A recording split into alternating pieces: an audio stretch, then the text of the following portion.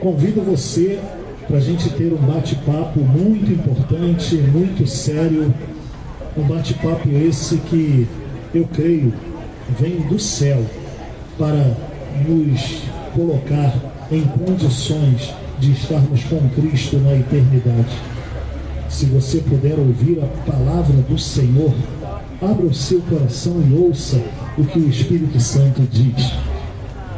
A Bíblia diz assim: busque ao Senhor enquanto se pode achar. A Bíblia está sinalizando que o tempo da busca pela presença do Senhor tem um prazo. Você consegue compreender isso? Busque ao Senhor enquanto se pode achar. Olha, eu prego nas ruas, não só na cidade de Teresópolis, mas em muitas outras cidades. Eu sou um pregador de rua. E eu recebo muitas manifestações de carinho. Recebi uma agora, recebi um abraço maravilhoso do meu amigo aqui, Maurício, de Campos dos Goitacazes, está passeando aqui em Teresópolis. Eu recebo manifestações de carinho, mas eu recebo muitas críticas, eu recebo também reprovações. E a Bíblia diz assim, que nós devemos pregar o Evangelho em tempo e fora de tempo, quer seja oportuno, quer não.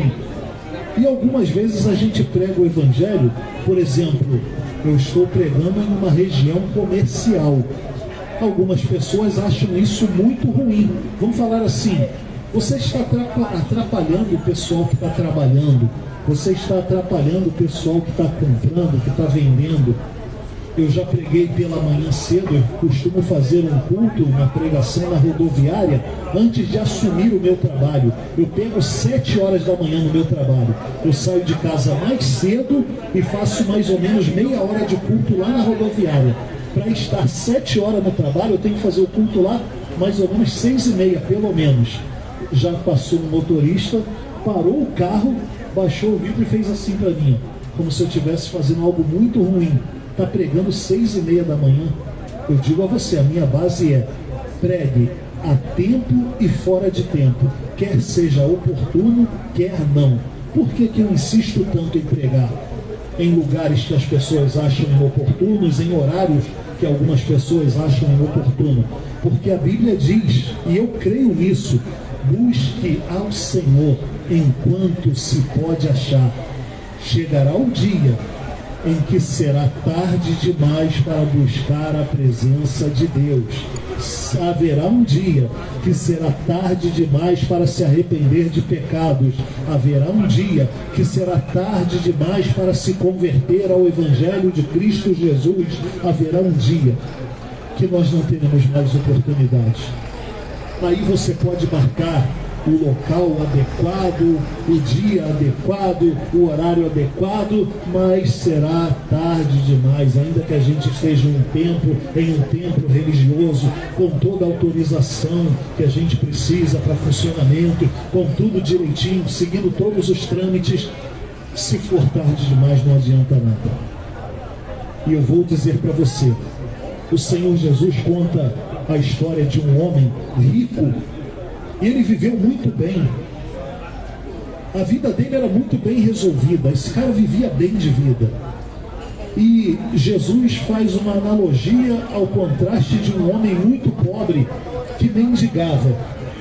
E Jesus fala que esses dois homens morreram. Esse homem rico, que tinha a sua vida muito bem resolvida, estabilizado, não tinha problema algum, ele morre, mas ele não está salvo nessa história que o Senhor Jesus relata. Esse homem, quando ele morre e ele não está salvo, ele vai para um lugar onde o próprio Jesus disse: ali haverá pranto e ranger de dentes. Em outra oportunidade, o Senhor Jesus vai além. Ele diz assim: fogo eterno preparado para o diabo e seus anjos. O homem rico, bem resolvido na vida, não tinha nenhum problema, a vida dele estava totalmente resolvida, organizada, mas ele estava sem o perdão e a salvação de Deus, e ele partiu para a morte, para a eternidade, não estando em condições de ser aceito na glória de Deus. Então ele foi para um lugar de tormentos. O homem pobre, mendigo da história, o Senhor Jesus relata também a sua morte, mas esse homem, mesmo sendo pobre, cheio de problemas, ele havia resolvido o seu problema com Deus, e ele estava pronto para a eternidade. E a Bíblia diz que ele foi para um lugar de repouso, de descanso. Aí o Senhor Jesus volta a sua atenção para o local de perdição, onde aquele homem condenado, que era rico, bem resolvido na sua vida, mas mal resolvido com Deus, estava sofrendo. E a Bíblia relata que aquele homem disse assim: pede que esse homem molhe na água a ponta do seu dedo. Ele não pediu um copo nem uma garrafa, ele pediu a ponta do dedo molhada em água e me refresque a língua, porque eu estou atormentado nessa chama. Que interessante, a Bíblia relata para a gente o local de condenação em uma história totalmente aberta. Não está oculto na Bíblia, está bem explícito. Todo mundo pode ir lá e ler. E o homem em estado de perdição eterna, em um lugar onde a Bíblia diz fogo eterno preparado para o diabo e seus anjos, ali haverá pranto e ranger de dentes. O homem clama: molhe a ponta do dedo na água e me refresque a língua, porque eu estou atormentado nessa chama. A ele foi dada a resposta: você lembra que você teve todos os seus bens em vida? Você aproveitou bem a vida? Agora você está sendo atormentado? Não há como retornar. Ele, vendo que não havia nenhuma solução para ele, ele começa a lembrar dos seus familiares. Olha só como é importante a salvação, não só para a gente, mas também para as pessoas que a gente se importa. Eu prego aqui na rua porque eu amo vocês, porque eu quero a salvação de vocês também. Eu creio no poder da salvação em Cristo, e eu quero que Jesus também perdoe e salve você e a sua família. Por isso eu insistentemente prego em qualquer lugar, para que muitas pessoas sejam perdoadas, salvas. A Bíblia diz que a fé vem por ouvir, e ouvir a pregação da palavra. Por isso eu prego para que o Espírito Santo, gerando fé em seu coração, venha transformar você, perdoando e salvando. Venha pegar você que está desviado e trazer de volta para a presença de Deus, para que você não seja condenado no dia do juízo final. O homem em estado de condenação, sofrendo, em pranto e ranger de dentes, tão desesperado, ele não pede um copo d'água, ele pede: molhe a ponta do dedo na água e me refresque a língua. Esse pedido tão simples é negado a ele, não há mais oportunidade. Lembra que eu comecei dizendo: busque ao Senhor enquanto se pode achar, haverá um dia que será tarde demais. Ele, em desespero, começa a lembrar dos seus familiares. Ele pede que o homem que está em local de descanso seja ressuscitado e volte até a sua casa, porque ele tem 5 irmãos, para que aquele homem dê testemunho a eles, para que no final das suas vidas eles também não vão para aquele lugar de tormento, de sofrimento eterno. Esse pedido também é rejeitado, e é dito a ele assim: eles têm escrituras proféticas, eles têm todo o ensinamento. É usada a expressão: eles têm a lei e os profetas. Existem pregadores anunciando o Evangelho. Aí ele responde: não, mas eles vão acreditar se alguém dos mortos ressuscitar, for falar com eles. Você imagina a cena, eu chegando aqui falando assim: meu nome é Moisés da Márcia, eu sou um pregador de rua, eu estava morto. Imagina que coisa absurda, como seria ouvir isso. Eu estava morto, um parente seu estava lá na condenação eterna, em sofrimento, ele pediu que eu fosse ressuscitado e viesse aqui te avisar para você se converter a Cristo, a fim de que você não fosse para a eternidade em prantos e ranger de dentes, onde há fogo preparado, fogo eterno preparado para o diabo e seus anjos. Eu vim aqui pregar para você se arrepender, aceitar a Jesus, porque o seu parente que está morto na condenação pediu que eu fosse ressuscitado lá na salvação e viesse aqui te avisar para você se converter ao Evangelho de Cristo. Era isso que o cara queria, fazendo essa aplicação a nós. Isso também foi negado. Ele disse: existe Moisés, os profetas, eles têm pregadores, eles têm pastores ensinando, que os ouçam. E o cara lá na perdição eterna, eu estou evitando a expressão inferno, que o pessoal não gosta de ouvir, mas na verdade é essa a expressão, lá na perdição eterna, ele fala assim, não, mas se alguém dos mortos for falar com eles, eles acreditam. E é respondido para ele, se eles não acreditarem em Moisés, nos profetas, não acreditarem no que está escrito nas escrituras, não acreditarem nos pregadores que os avisam, tampouco eles vão acreditar que os mortos ressuscitem. Então, a fé, ela é aplicável a cada um de nós. O versículo de maior demonstração de amor diz assim: Deus amou o mundo, e eu digo, ele continua amando, de tal maneira, de uma maneira tão grande, que nos deu o seu único Filho Jesus. Deus nos amou tanto que nos deu o seu único Filho Jesus. Mas esse amor é condicional. Por quê? Porque o versículo vai dizer assim: para que todo aquele que nele crê. Não diz, Deus deu o seu único Filho para todo mundo. Não, presta atenção nisso. Você já ouviu tantas vezes esse versículo, mas você talvez não tenha entendido. Você pensa que Jesus veio para todo mundo. Deus amou o mundo de tal maneira que deu o seu Filho para todo mundo ter a vida eterna. Não, é condicional. O amor de Deus é condicional para que todo aquele que nele crer, para receber, ser o alvo do amor de Deus, para ser alcançado, para ter direito ao que Cristo conquistou por nós, é necessário responder a esse amor, para que todo aquele que nele crê. E crer em Jesus não é apenas abrir a boca e dizer, eu tenho muita fé em Deus, não. Não é isso não, porque isso é muito fácil, é popular, não é? Nós temos uma cultura religiosa. Muita gente crê em Deus, mas não quer nada de compromisso com Jesus. E Deus enviou Jesus para nos perdoar e salvar. A Bíblia vai dizer assim: em nenhum outro há salvação. Aqui eu já podia parar a pregação, já está tudo explicado. Em nenhum outro há salvação.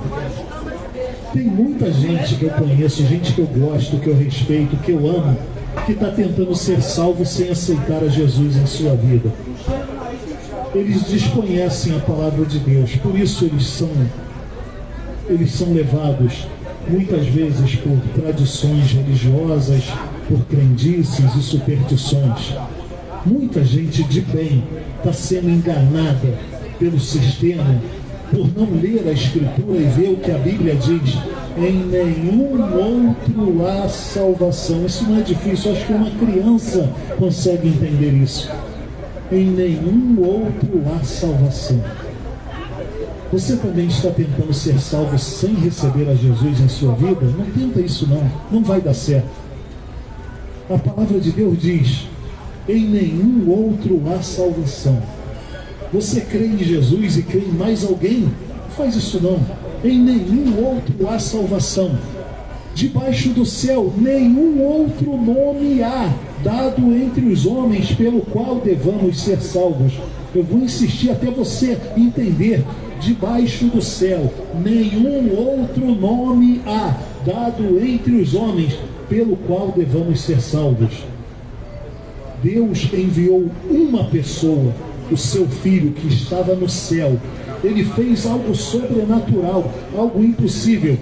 Deus, na pessoa do seu Filho Jesus, se faz homem para nos perdoar e salvar. E tem muita gente tentando ser perdoada, salva, chegar a Deus por outros meios, por outros caminhos.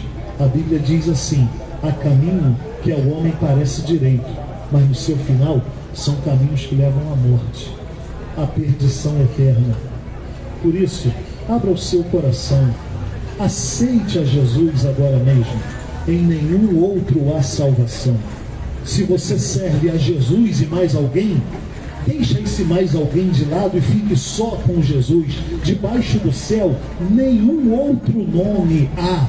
Não importa quem você seja, o que você faça, fora de Jesus, só há perdição. Ainda que seja um caminho bonito, ainda que seja um caminho de tradição familiar muito antiga, Deus enviou somente Jesus. Deus não enviou outro, não enviou mais ninguém. Ele usou muitas pessoas, como Ele está me usando agora para alertar você. Ele usou discípulos, Ele usou famílias, Ele usou muitas pessoas para trazer Jesus ao mundo, para nos perdoar, para nos salvar. Mas a glória, a atenção, a conversão, a oração deve ser tudo dirigida somente a Ele. Em nenhum outro há salvação, diz a Bíblia, porque debaixo do céu nenhum outro nome há dado entre os homens pelo qual devamos ser salvos. Somente Jesus é o caminho, não um dos caminhos. Somente Jesus é a verdade, não uma das verdades. Somente Jesus é a vida, não uma opção de vida. E, de acordo com a Bíblia, ninguém consegue chegar a Deus se não for por Jesus. Vamos orar para a gente terminar aqui. Bendito e amado Deus, louvado e engrandecido seja o teu nome. Clamamos ao Senhor em nome de Jesus Cristo, porque tu és o nosso Deus. Não temos, não precisamos e não queremos outros além do Senhor. Por isso buscamos a tua presença. Obrigado pelo teu amor, graça, misericórdia, bondade e cuidado que tem nos alcançado. Reconhecemos que não é por mérito, porque nós somos tão falhos, tão fracos, tão pecadores, que pecamos muitas vezes até sem querer. Mas a graça do Senhor, as misericórdias do Senhor, que são a causa de não sermos consumidos, tem se renovado sobre nós, por isso estamos aqui. Obrigado, Senhor, pela vinda do teu único Filho Jesus, que desceu do céu se fazendo homem para morrer por nós pecadores, sem ter cometido nenhum pecado. Obrigado pela sua morte, ressurreição e retorno ao céu, onde ele foi preparar um lugar para que um dia estejamos juntos por toda a eternidade. Obrigado por nos enviar o teu Espírito Santo e não nos deixar sozinhos. O Espírito Santo, ó Deus, que de acordo com a mensagem do Senhor Jesus, é quem nos convence do pecado, porque somos pecadores. É quem nos convence da justiça, porque nós somos injustos. A justiça está em ti, que nos convence do juízo que um dia teremos que enfrentar. Obrigado, porque o Espírito Santo intercede por nós, até com gemidos inexprimíveis, pois não sabemos nem pedir como convém. Por isso pedimos a Deus a direção do teu Espírito Santo sobre nossas vidas, nos dando, Senhor, fé, uma fé tão grande que nos faça abrir mão das nossas convicções, das nossas superstições e crendices, da nossa religiosidade, para que possamos, ó Deus, estar contigo, de acordo com a tua vontade, de acordo com o que ensina a tua palavra em Cristo Jesus somente. Muito obrigado, Senhor, por nos oferecer perdão e salvação. Perdoa todos os nossos pecados. Nós queremos dizer, queremos estar contigo agora e também por toda a eternidade no céu. Por isso pedimos, Senhor, salva-nos, perdoa-nos, faça morada em nós na pessoa do teu Espírito Santo. Restaura os corações daqueles que estão tristes, abatidos, deprimidos, prostrados, desanimados. Traga renovo sobre esse lugar. Cura, Senhor, as feridas na alma e nos corações das pessoas que se encontram aqui nos acompanhando.